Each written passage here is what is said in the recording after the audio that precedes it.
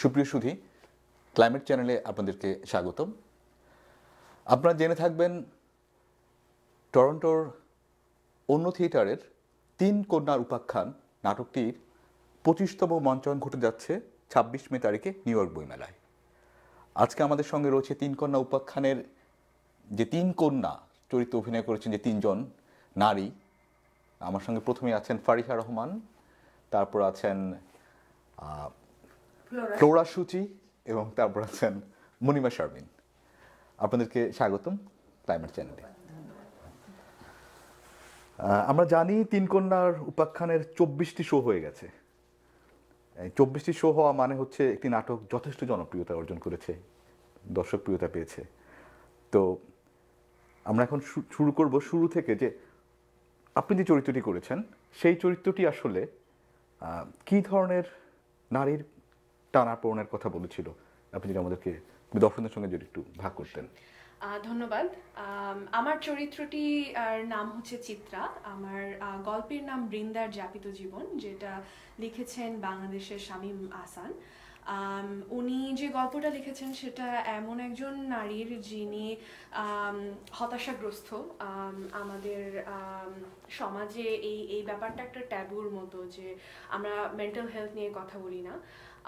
তো she has suicidal tendencies, এবং তার ভালোবাসা একটা নদীর মতো। আমি এটা বলতে পারি, যেটা আমাকে গল্পের লেখক বলেছেন, যে ভালোবাসা আসলে পুরুষ বা নারীর উপর ভরসা করে হয় না, সেটা যে কারোর সাথে হতে পারে। তো সেই বিষয়টা এবং আশেপাশের নানা রকম যে সমস্যাগুলো তাকে ফেস করতে হয়, সে কারণে সে ভীষণ হতাশাগ্রস্ত। কিন্তু তারপরেও তার মধ্যে যে জীবনী শক্তি আছে, যেটা আমাদের ৩ কন্যার মধ্যেই আছে, তো সেই জীবনী শক্তিকে তার উপর ভর করেই সে জীবনে বেঁচে থাকে, সামনে এগিয়ে যায়, এবং it's a story of survival. So ধন্যবাদ ফারিহা। আচ্ছা, আমরা চলে যাচ্ছি এখন ফ্লোরা সূচির কাছে। আপনার চরিত্রটি কী ছিল, আপনি যদি দর্শকদের সঙ্গে একটু ভাগ করতেন। নিশ্চয়ই। প্রথমে অনেক ধন্যবাদ ক্লাইমেট চ্যানেলকে, আপনাকে।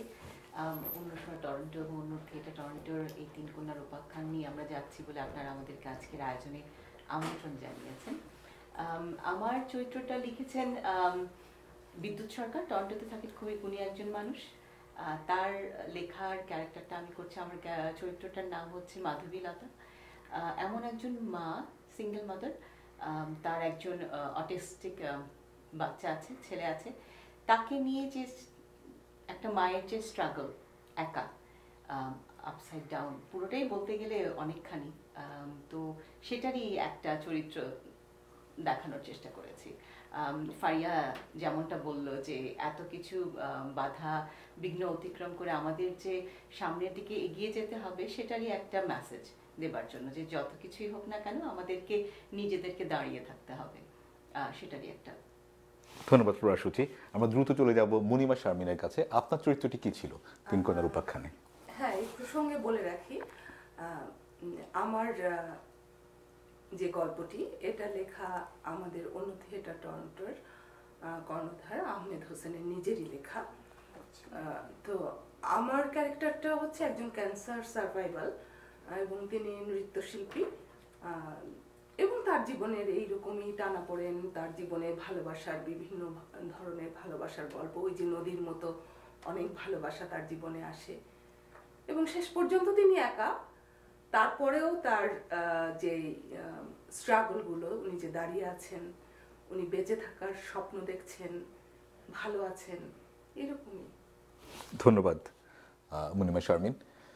আমি এখন দর্শকদেরকে জানাতে চাইব, একদমই আমাদের গুণী অভিনেত্রীদের নিজস্ব অনুভূতি, যে এই চরিত্র করার পর আপনার কি মনে হয়, যে আপনি কি সত্যি আপনি যে চরিত্রটি মনোলগটি আপনি করেছেন, সেই মনোলগ থেকে দর্শকদের এমন কিছু দিতে পেরেছেন যে তারা একটা অনুপ্রেরণা নিয়ে বেরিয়েছে হল থেকে, যে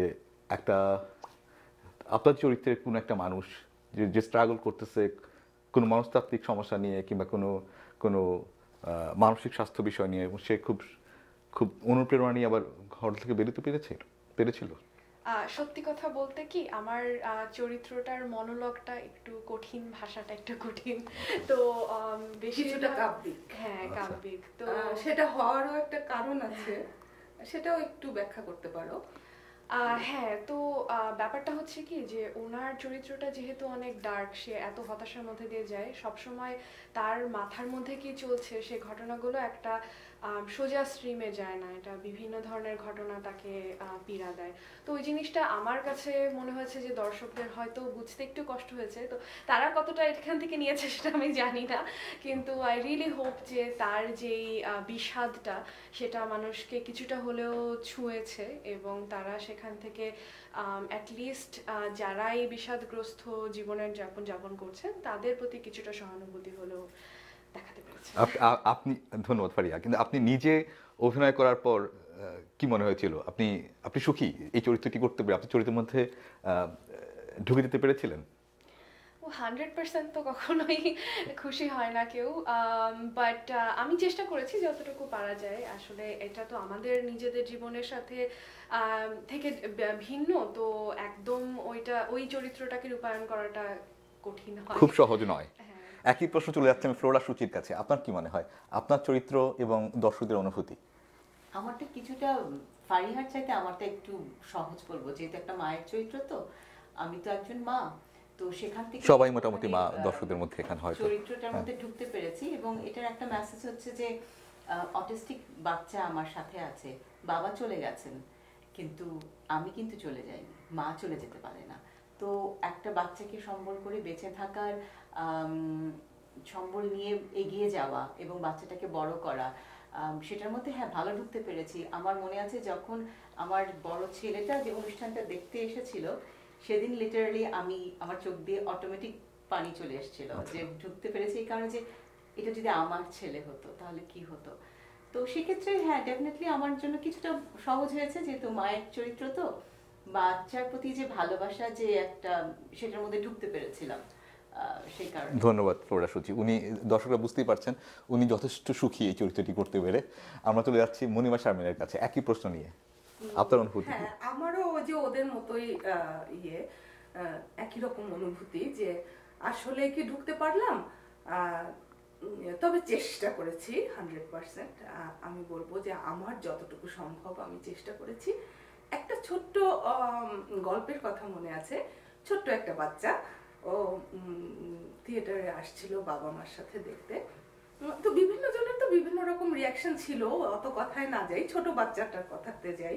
আর শেষের দিকে একটা ডায়লগ ছিল যে আসলে তো জানেন আপনারা ক্যান্সার পেশেন্টদের কেমো দিতে গেলে তো সবারই চুল টুল পড়ে যায়, তো একজন নৃত্যশিল্পীর জন্য চেহারা, চুল, শরীর এগুলো কিন্তু খুব মনস্তাত্ত্বিক গুরুত্বপূর্ণ একটা হ্যাঁ। ব্যাপার, এবং এটা মনস্তাত্ত্বিক ইস্যুও একটা। তো শেষের দিকে একটা ডায়লগ আছে যে আমি কি এখনো অপরূপা নই, আমি কি নন্দিনী নই। তো তখন কিছুটা কান্না করছি আমি আর এই কথাটা বলছি, তো ওই বাচ্চাটা ওখান থেকে বলছে তুমি এখনো অনেক সুন্দর, তুমি এখনো অনেক সুন্দর। তো এইটা আমাকে খুব ইন্সপায়ার করে। ধন্যবাদ হ্যাঁ, মনিমা হয়তো আমি শারমিন। হ্যাঁ, কিছুটা হলেও চমৎকার ঢুকতে পেরেছি। চমৎকার একটি অনুভূতি আমাদের সঙ্গে ভাগ করে নেওয়ার জন্য ধন্যবাদ। একটা জিনিস অ্যাড করি যে আমি হ্যাঁ, অবশ্যই। দুজনে বললাম না যে আসলে ক্যারেক্টারে ঢুকতে পেরেছি কিনা, কিছুটা হলে ঢুকতে পেরেছি, কিন্তু ওই যে প্রতিটা শোতে না আমাদের অতৃপ্তি যেটা থাকে সেটা থেকে যায়, এবং একটা শো থেকে আরেকটা শোতে আমরা ভিন্ন করি, এটা অটোমেটিক বাহ, চলে আসে। চমৎকার একটি বিষয়। তাহলে তিন কন্যার উপাখ্যান বারবার দেখার মতো একটি একটি মনোলোগ মনে হচ্ছে, কারণ প্রত্যেকটা যে মঞ্চায়নেই এরকমও ভিন্ন দর্শক রকম আছেন কিছু। যিনি হ্যাঁ, বারবার দেখেছেন দেখেছেন। এবং আমাদেরকে ওভাবে ফিডব্যাক দিয়েছেন যে যত করছো তত ভালো হচ্ছে। ধন্যবাদ মনিমা শারমিন। আমি একটু ফারিহার কাছে জানতে চাইবো, আপনি এই এই মনোলোগ করার পর, কিংবা মনোলোগ অনেকগুলো শোতে হয়তো আপনি করেছেন, সবগুলো শো হয়তো আপনি করেননি, কিন্তু কোনো কোনো শোতে আপনি ছিলেন। আপনার আপনার যে কোনো একটি অভিজ্ঞতা আপনি বলেন। To correct you a little bit, আমরা অ্যাকচুয়ালি তিনজনই সবগুলো শোতেই ছিলাম। সবগুলো শোতেই ছিলেন? হ্যাঁ, না হলে তো তিন 24টা শোতেই আপনারা ছিলেন? চমৎকার। হ্যাঁ, তিন কন্যার উপাখ্যান। So আমরা তিন তিনজনই কন্যাই perform প্রতিটা করি, শোতেই perform করি। চমৎকার। বোধহয় দেখেননি এখনো। আমার এখনো দেখার সৌভাগ্য হয়নি, তবে আমি দেখবো, আসছে শোটি দেখবো আমি যদি টরন্টোতে হবে। আমরা একটি করে ডায়লগ শুনতে চাই তিন কন্যার উপাখ্যানের মানে মনোলগ, আসলে ডায়ালগ বলা ঠিক হবে না, মনোলগ শুনতে চাই। আপনার একটি মনোলগ, আপনার কে শুরু করবেন? আসলে কি আমরা করছি এখানে নাকি আমরা দর্শকদেরকে অ্যাকচুয়াল শোর জন্য ওয়েট একটি মনোলগ, হ্যাঁ আমি একটু চিন্তা করি তাহলে তাহলে আমি হ্যাঁ জীবন তো একটাই, ভিন্নতা শুধু গন্ধে আর বর্ণে। চমৎকার। আপনি? আমার গল্পটার মধ্যে কিছু কমেডিও আছে, তো একটুখানি ওই মজার একটা জায়গা আছে, ওই জায়গাটা থেকে বলি। প্রথম জীবনে ভুল মানুষকে ভালোবাসলাম, হ্যাঁ বিয়ের মতো ভুলটাও করলাম। উমা নাচ দেখে প্রেমে পড়লো, এখন বলেন নৃত্য করে কাজ নেই। চমৎকার। অতএব মুন্সি হাফিজুর রহমান, তুমি তোমার পাউরুটির ব্যবসা নিয়েই থাকো। চমৎকার, ধন্যবাদ মুনিমা শারমিন। এবার ফারিহার কাছে চলে আসছি আমরা। চিত্রা এখন মরা নদীর ছায়া। চমৎকার, চিত্রা এখন মরা নদীর ছায়া। সুপ্রিয় দর্শক, আপনাদের অনেক ধন্যবাদ আমাদের সঙ্গে আজকে থাকার জন্য।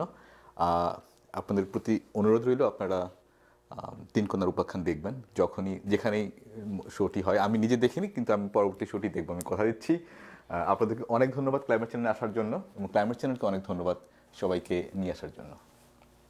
ভালো থাকবেন। ধন্যবাদ আপনাকেও। আপনাকেও ধন্যবাদ। ক্লাইমেট চ্যানেল আপনারা যারা দেখছেন, দেখা হবে 26শে মে নিউ ইয়র্কে 33তম বইমেলার অনুষ্ঠানে।